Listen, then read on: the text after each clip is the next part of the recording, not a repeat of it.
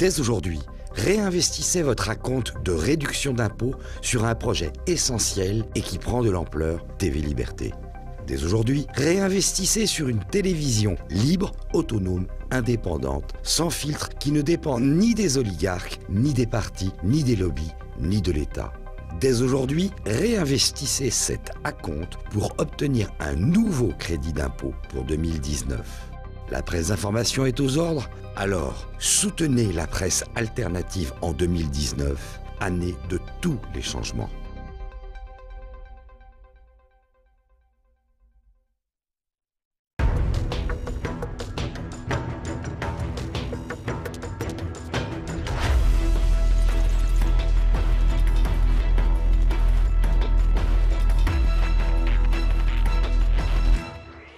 Et de 10. Pour le 10e samedi consécutif, les Gilets jaunes sortent dans la rue et souhaitent rendre hommage aux victimes du mouvement. Des rassemblements sont prévus dans toute la France alors que le grand débat, voulu par l'exécutif, a tout juste démarré. La France compte toujours plus d'habitants. Mardi, l'INSEE a dévoilé son rapport démographique pour l'année 2018. Le constat est simple. Nous sommes plus nombreux, mais les naissances diminuent pour la 4e année consécutive. Dans 3 mois, les Algériens seront appelés aux urnes pour élire leur président. Un scrutin important pour l'Algérie, mais aussi pour la France. Le fondateur du Cercle Aristote, Pierre-Yves Rougeron, analyse cette élection pour TV Liberté. Madame, monsieur, bonsoir. Les Gilets jaunes en marche pour l'acte 10, un nouveau samedi de manifestation qui devrait avoir pour thème l'hommage aux manifestants victimes des violences policières et d'accidents. Cette nouvelle mobilisation est aussi la première depuis le lancement du grand débat de l'exécutif. Olivier Frère-Jacques. Et de 10 pour le 10e samedi consécutif, les Gilets jaunes se rendront dans les rues et sur les ronds-points et péages de tout le territoire. Un épisode 10 en forme d'hommage aux manifestants morts, victimes des violences policières et victimes d'accidents de la route lors de mobilisations. Toujours de manière relativement informelle sur les réseaux sociaux, des organisateurs proposent aux manifestants de venir avec des bougies, des photos et des fleurs pour montrer leur soutien aux familles de ceux qui ont trouvé la mort lors de ces mobilisations. 7 Français sont ainsi morts lors des 2 derniers mois dans des accidents de voiture. 2 gilets jaunes sont morts après avoir percuté un rond-point et une retraitée a fait un arrêt cardiaque après avoir été touchée par une bombe lacrymogène alors qu'elle fermait les volets de son appartement. Les hommages devraient aussi s'étendre aux nombreuses personnes mutilées, essentiellement sous le coup des forces de police. À Paris, une minute de silence sera respectée aux invalides, mais les lieux exacts de manifestation dans la capitale restent flous, les manifestants privilégiant de se décider plus tardivement pour éviter de se faire cueillir par les forces de police. Plus que lors des précédentes semaines, le caractère désorganisé devrait prévaloir avec les quelques fractures qui existent désormais entre certaines têtes d'affiche.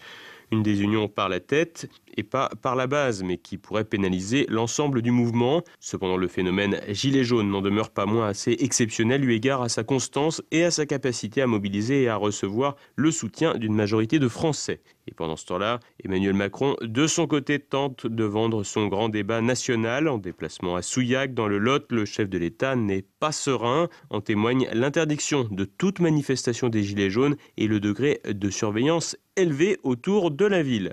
Un grand débat qui lui-même fait débat, puisque la mise en place des modalités et l'encadrement du débat a été pour le moins chaotique et on imagine mal des Gilets jaunes en colère participer à des concertations bridées par un exécutif qui n'a de cesse de les mépriser. En revanche, la gauche de terrain pourrait, elle, reprendre le dessus en profitant de son maillage associatif et syndical pour être surreprésentée dans les lieux de débat et imprimer sa marque dans les échanges, relance keynésienne et refus de lutte contre l'immigration. Ainsi, les Gilets jaunes pourraient tout bonnement se faire damer le pion et voir leurs revendications fiscales initiales passer à la trappe. Côté médias, on rejoue le coup de la démobilisation en insistant notamment sur les divisions et les défections de certaines personnalités du mouvement, en donnant ainsi beaucoup d'importance à des initiatives personnelles pas forcément significatives. Reste qu'en dépit des manipulations en tout genre, des arrestations arbitraires, des violences policières et du lancement du grand débat, les Gilets jaunes jouent une nouvelle fois, comme tous les samedis depuis plus de 2 mois, leur survie, car l'échec d'un samedi pourrait bien enrayer le mouvement. L'essentiel semble aujourd'hui de maintenir la pression jusqu'à la fin du mois pour profiter de l'effet de colère que pourra susciter l'imposition à la source. Près de 67 millions de Français. Mardi, l'INSEE a rendu public son rapport démographique pour l'année 2018. Malgré une nouvelle baisse de la natalité, la population ne cesse étrangement d'augmenter. Moins de naissances, plus de décès, une démographie toujours plus importante. C'est le bilan dressé par l'INSEE pour l'année 2018. Au 1er janvier 2019, la France comptait 66 993 000 habitants, 64 812 000 résident en métropole et 2 181 000 dans les départements d'outre-mer. Au-delà des chiffres dévoilés par l'Institut national des statistiques, le constat est plus que préoccupant.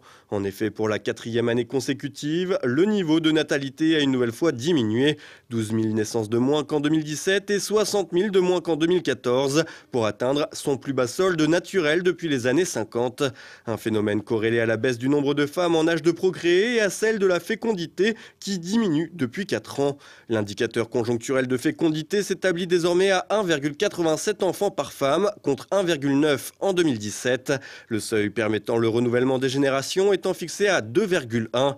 A fortiori, il faut mettre en parallèle le nombre de naissances au nombre de décès et l'on remarque que l'espérance ne cesse de s'améliorer pour atteindre 85,3 ans pour les femmes, soit l'une des plus élevées de l'Union européenne et 79,4 ans pour les hommes. Ainsi, le 1er janvier, un Français sur 5 était âgé de plus de 65 ans. Si ces chiffres ont de quoi inquiéter, paradoxalement, la population croît. Un facteur particulier vient gonfler les statistiques, l'immigration. En effet, de 1960 à 2011, l'immigration a augmenté la population vivant en métropole de quelques 9,7 millions de personnes, soit 15,4% du total français. Par ailleurs, le nombre de naissances en est trouvé accru de 27%, un indice qui se poursuit jusqu'en 2018. Le solde migratoire a une nouvelle fois augmenté de 58 000 étrangers.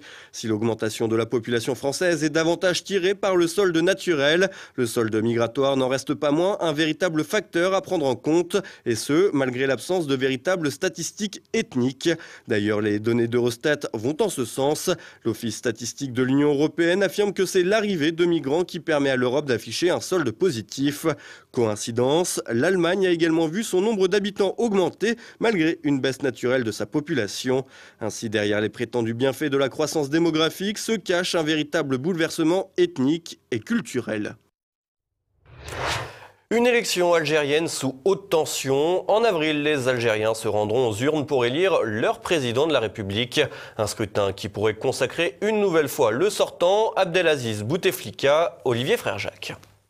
Mardi 8 janvier, Ahmed Gaïd Salah, chef de l'état-major de l'armée nationale populaire, a opposé un nouveau refus aux anciens généraux en retraite qui lui demandaient de s'immiscer dans le scrutin d'avril 2019 pour empêcher un 5e mandat du président Abdelaziz Bouteflika. Un épisode qui illustre les tensions qui peuvent exister autour de l'élection présidentielle algérienne d'avril prochain. En Algérie, des arrestations et des détentions souvent perçues comme arbitraires de personnalités, journalistes, artistes ou encore footballeurs sont devenues courantes à quelques mois de ce scrutin.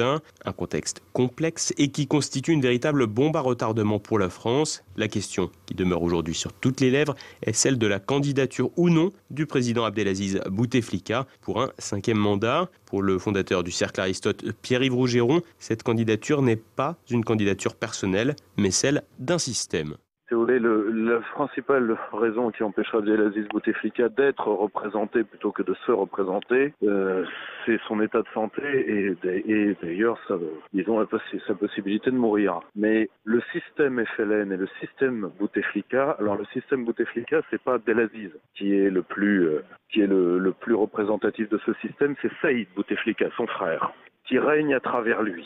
Et c'est pour maintenir ce système à l'abri d'un changement institutionnel en Algérie qui pourrait avoir des répercussions très fâcheuses sur le clan Bouteflika que Saïd représente, disons, son frère, ou du moins en duo avec son frère, se représente. Mais c'est tout un système qui joue sa survie. Un système qui maintient un relatif équilibre en Méditerranée pour un pays qui attise des convoitises de différentes forces en présence. Pierre-Yves Rougeron évoque ce billard à 2 bandes et la situation générale du pays. Si vous voulez, vous avez un organigramme comme tout pays qui est la Constitution, mais le problème c'est que la Constitution algérienne n'est rien par rapport au sociogramme algérien, c'est-à-dire les principaux groupes sociaux qui s'affrontent en Algérie. Avant, vous aviez un jeu à 3 entre la sécurité militaire, l'armée et le FLN. La sécurité militaire a été lourdement affaiblie. Aujourd'hui, ça se joue entre l'armée et le FLN. Des purges sévères sont en train d'être faites dans l'armée algérienne parce qu'elle est le principal groupe social qui peut résister au FLN décadent, qui lui a négocié entre guillemets avec une partie de la population l'absence d'alternatives crédibles. Je m'explique. Mettez de côté les démocrates algériens et leurs représentants en France à la pseudo-démocrate, à la Mohamed Sifawi et d'autres. Ces gens-là ne pèsent rien à Alger. Aujourd'hui, ce qui pourrait être le groupe social, c'est la jeunesse algérienne qui fait le mur et qui ne rêve que de venir en France ou en Europe de l'Ouest d'un point de vue général parce qu'elle n'a pas de travail. Le FLN, et c'est d'ailleurs pour ça que l'Algérie n'a pas été emportée par les 10 printemps arabes, le FLN achète une partie de cette jeunesse depuis 2013-2014. C'est-à-dire qu'ils ont ouvert les mannes de l'argent facile et ils entendent faire perdurer le système ainsi. C'est pour ça qu'il n'y a pas de groupe constitué. Ce qui veut dire qu'en cas de vacances du pouvoir, tout reposerait sur l'armée et sur une génération de généraux qui ont à peu près une soixantaine d'années.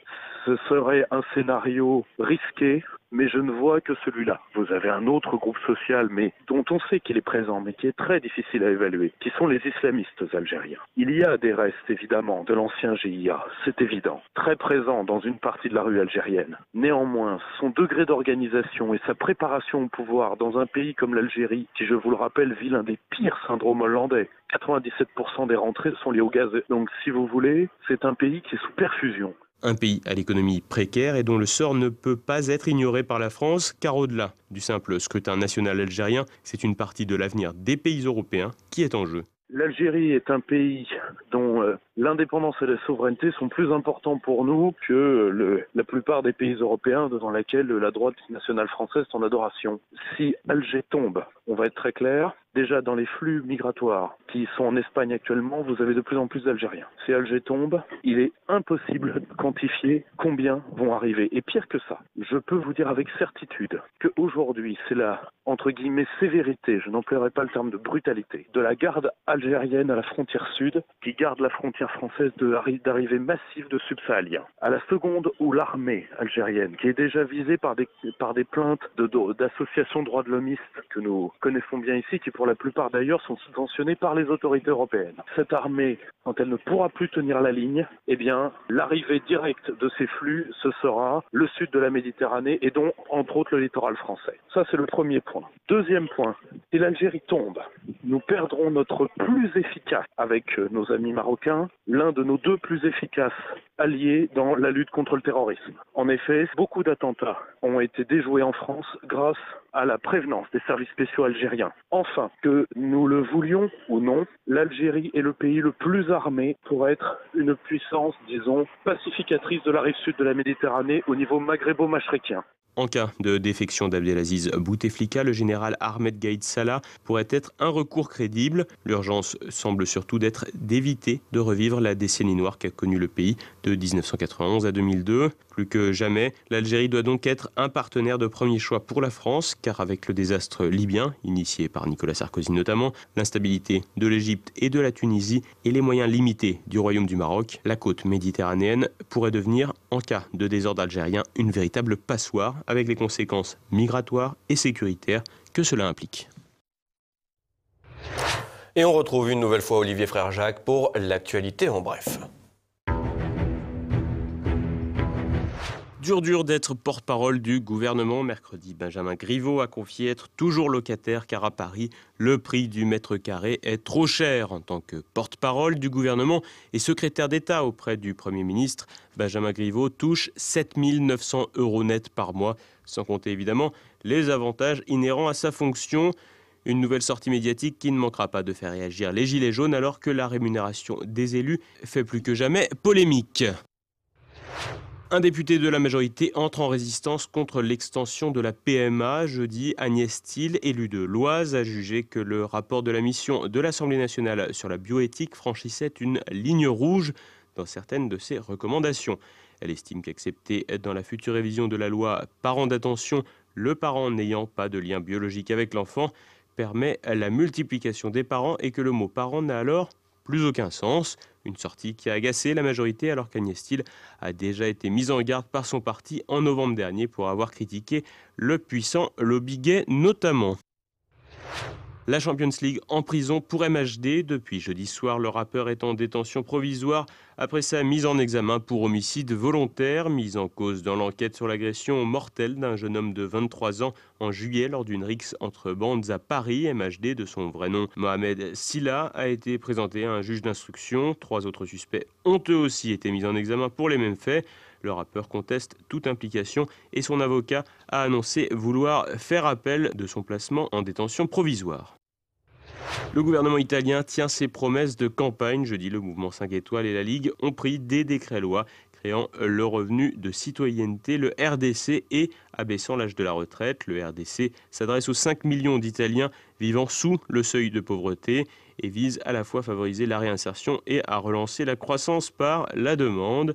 La réforme des retraites, baptisée Quota 100, vise à permettre de partir à compter de 62 ans et 38 années de cotisation, alors que la loi actuelle fixe l'âge de la retraite à 67 ans dans le pays.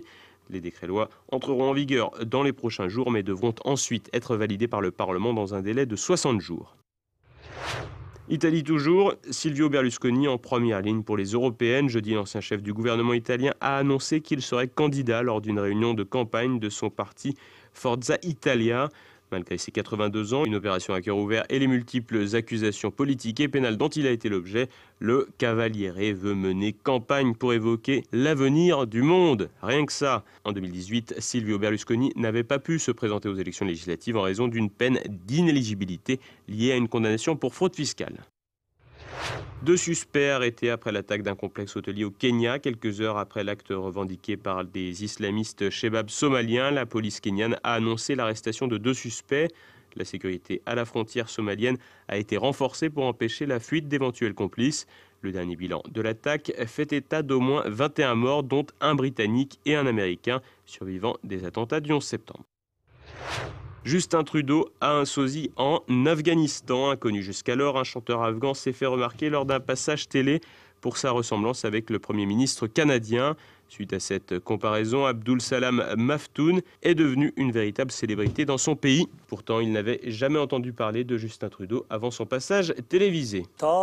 وقتی که عکس ما نبرآمده بود مرا مفتون میگفتن ولی عکس ما زمانی که در صفحات اجتماعی برآمد زیادتر مرا جاستین ترودو صدا میکنن جاستین ترودو افغانستان صدا میکنن. Désormais, Abdul Salam Maftoon espère animer plus de mariages et d'anniversaires grâce à sa soudaine notoriété.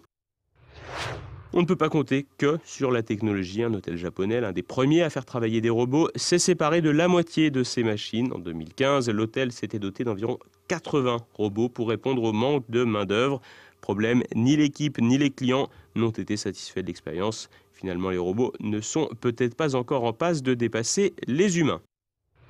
Découverte d'un nouveau système solaire, l'annonce a été faite le 14 janvier dernier par une équipe d'astrophysiciens.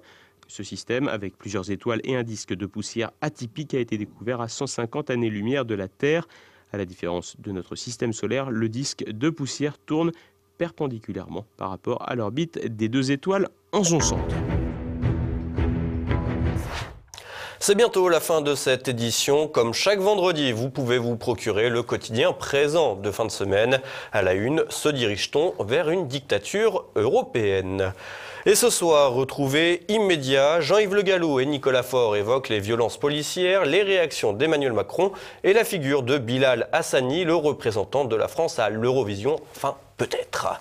Également au programme Tête à Clash, Franck Tanguy reçoit Christine Tazin, Tariq Dali, Jean-Paul Chéric de Olmeta et Patrick Mignon de Debout la France.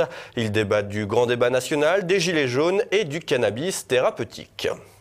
Or, dans ce pays, nous sommes des marionnettes avec des fils, et les marionnettistes nous font, excusez-moi, lever la patte pour nous dire à quel endroit on doit faire et à quel endroit on ne doit pas faire. Et ça, c'est à mon avis ce que les gens ne supportent plus, mais plus du tout, quel que soit leur niveau de revenu. Que ce soit les gens qui sont dans la détresse absolue et qui manifestent sur les ronds-points vêtus d'un gilet jaune. D'ailleurs, je crois savoir qu'on leur a collé à certains une amende de 135 € pour port de gilet jaune. Je trouve ça incroyable. J'aimerais bien savoir au nom de quel article du code pénal c'est possible. Mais bon, en revanche, je ne colle pas que pour le voile. On ne colle pas d'amende à ceux qui se battent en burqa. Mais si vous voulez, ça va jusqu'en haut. Moi, j'ai pas ce problème de revenus, tant mieux. Mais je suis indisposé qu'on me bloque et qu'on me fasse lever la patte là où j'ai pas envie de le faire. Et demain, dès midi, retrouvez le samedi politique. Cette semaine, Élise Blaise reçoit l'avocat de plusieurs gilets jaunes, Frédéric Pichon, pour parler de la réponse sécuritaire du gouvernement face au mouvement social et des nombreux blessés dans les manifestations. Nous, avocats, nous sommes en première ligne des libertés et ce à quoi on assiste, c'est du n'importe quoi. Ceux qui appellent aux manifestations demain savent qu'il y aura de la violence.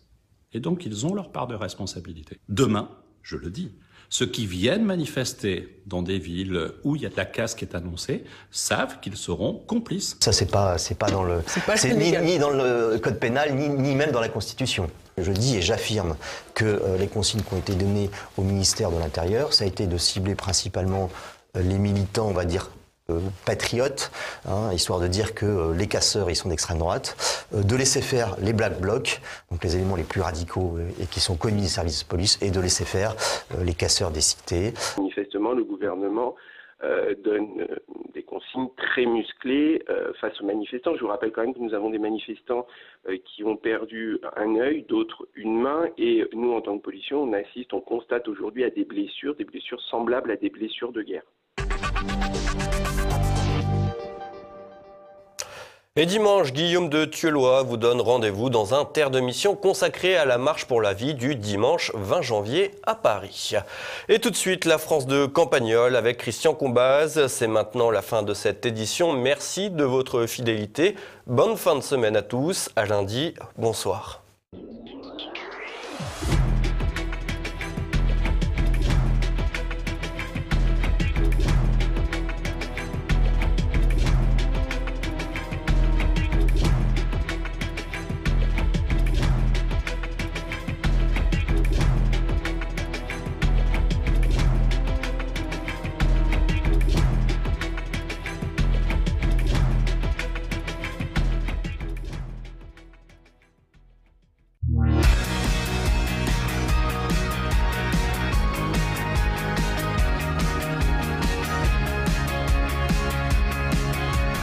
L'autre jour, au bar, on parlait de sexisme à propos du radar du coin, figurez-vous, ce qui paraît bizarre à première vue. Mais je vous explique, il se trouve que nous avons un radar routier à 8 km d'ici, un radar toujours emmailloté depuis 18 mois, d'abord avec des sacs poubelles, ensuite avec des sacs poubelles peints en jaune fluo la bombe, et puis récemment, une nuit, ce qu'on appelle en campagne avec tendresse des petits malins ont enfilé sur le radar un slip rouge et un soutien-gorge de la même couleur, et une idiote est allée porter plainte à la gendarmerie pour injure sexiste, plainte qui n'a pas été reçue évidemment parce qu'elle émanait déjà d'une femme connue pour son déséquilibre mental. La preuve, c'est que cet imbécile s'y est rendu alors qu'elle n'avait plus de permis. Elle a donc écopé d'une amende qu'elle ne paiera probablement pas puisqu'elle est au RSA. Donc la discussion ce matin-là au café a porté sur les accusations de sexisme qui étaient devenues une arme pour les esprits faibles, un peu comme le harcèlement ou les attouchements, ou encore mieux le harcèlement psychologique, des trucs invérifiables dont on peut accuser n'importe qui. Et Gustave n'a pas eu le temps de s'attarder. Il nous a résumé la situation. Il a dit d'un côté, tu as les frustrés qui disent celles et ceux, les malades mentaux là qui mettent des parenthèses avec un genre féminin partout, même sur la galette des rois, qu'ils appellent désormais galette des rois-reines. Alors que j'aimerais bien qu'on me montre dans l'Évangile une reine mage, mais bon. Et donc d'un côté, tu as tous ces cinglés, et de l'autre, tu as des magistrateux, complètement tarés, IES, et entre les deux, des avocats de 25 ans qui veulent passer à la télé et qui sont en quelque sorte le bec verseur entre ces deux réservoirs de sottises. Sur quoi il est parti, et je me suis promis de traiter le sujet un jour, mais nous sommes revenus sur les radars, et nous sommes d'abord convenus que personne du coin n'avait une raison personnel d'en vouloir au radar, puisqu'on savait tous qu'il était là. Mais que si les gens l'emmaillotaient systématiquement comme ça, c'était pour protéger l'automobiliste parisien qui ne savait pas lui et qui se faisait avoir à chaque fois. Car c'était un radar qui était fait pour piéger et pas pour limiter la vitesse. Donc on avait pitié des gens comme s'ils étaient victimes d'une arnaque délibérée, d'un vol de la part de l'État. Et quand on voit quelqu'un se faire voler, on réagit. Ensuite, nous avons un peu réfléchi, comme on le fait au café, en commençant nos phrases par « écoute, je vais te dire », sur le point de savoir si les chiffres de la sécurité routière étaient devenus épouvantables depuis que tous les radars du coin étaient détruits. J'invite nos abonnés à regarder d'ailleurs ce que va publier la sécurité routière à ce sujet, mais il est possible qu'elle soit déjà embarrassée par le fait qu'il n'y a aucun changement, ou même que les chiffres sont meilleurs, c'est possible. Il est vrai qu'il lui reste la ressource de les maquiller. On va me dire, mais quelle honte, vous accusez un organisme d'État de tricher sur les chiffres. Non, je ne l'accuse pas, je dis seulement que 80% des Français sont convaincus que c'est possible. Donc un organisme d'État qui inspire aussi peu de confiance, que tout le monde soupçonne d'être à la botte d'un ministère, est un organisme qui devrait être réformé de fond en comble. Ensuite, on a dit au bar, ils essaient de te culpabiliser en disant que ça coûte cher aux contribuables de réparer les radars, mais ils n'ont qu'à pas les réparer. Et d'une. Ensuite, ça coûte peut-être aux contribuables de faire réparer les radars, mais ça coûte 30 fois plus cher aux contribuables de payer les amendes que lui envoient les radars. Et là, on était carrément dans un sketch de Coluche. Alors, il y a un type qui a dit, mais moi, j'ai pas de voiture, alors je paye pour réparer les radars que tu as cassés. Mais je n'ai rien cassé, a répondu l'autre. Et un troisième a dit, c'est bien vrai que tu casses rien, etc. Là, pas de doute, c'était bien un matin typique à Campagnol, avec son humour, son défilé de livreurs qu'on n'avait jamais vu, et qui prenait un café vite fait. Et parmi eux, il y avait un d'une entreprise dans le genre UPS ou DPD, qui est une nouvelle entreprise anglaise, apparemment nouvellement implantée en France, qui fait beaucoup rire au comptoir, parce qu'un type d'ici travaille pour eux, et qui dit tout le temps, je travaille pour DPD. Enfin bon. Eh bien, le livreur de passage nous a assuré qu'il était moins dangereux de n'avoir pas le souci du radar. Il dit, depuis qu'ils sont tous cassés, je ne roule pas plus vite, mais je roule plus en sécurité. Je n'ai pas l'œil toujours sur le bas-côté ou le compteur. Je regarde ma route, je mesure mes distances avant les virages, bien mieux qu'avant. Je reviens à la conduite d'autrefois, où tu voyais loin, tu sentais très bien ton rapport entre charge, trajectoire, vitesse, ton freinage, tout ça. En fait, avec leur connerie, là, ils ont réussi à rendre la conduite abstraite entre le régulateur, les capteurs, les machins. Moi, je connais pas mal de routiers qui regardent des séries télé sur leur portable, puisqu'on les oblige à faire un autre métier que le leur. Ils font comme s'ils étaient dans le train. Un jour, a dit l'un des présents au café, ils vont te mettre une caméra dans la cabine et tu pourras plus regarder les films sur ton portable. Un jour, a répondu le chauffeur, toutes leurs règles vont sauter. C'est pas eux qui gagneront, c'est nous. Il y a quand même bien des gens qui décident de les mettre, ces caméras. Il a montré là le gilet jaune qu'il avait sous son anorak et il a dit, ils les mettent parce qu'il y a des lois qui leur donnent le pouvoir de le faire, et bien on va retrouver ceux qui les votent et on va les remplacer. Et quelqu'un a dit, t'inquiète pas, il le sait, l'autre, il va pas dissoudre. Et le chauffeur, malheureusement, était déjà parti, il n'a pas entendu. Mais peut-être que vous l'avez entendu et compris. Abonnez-vous, merci.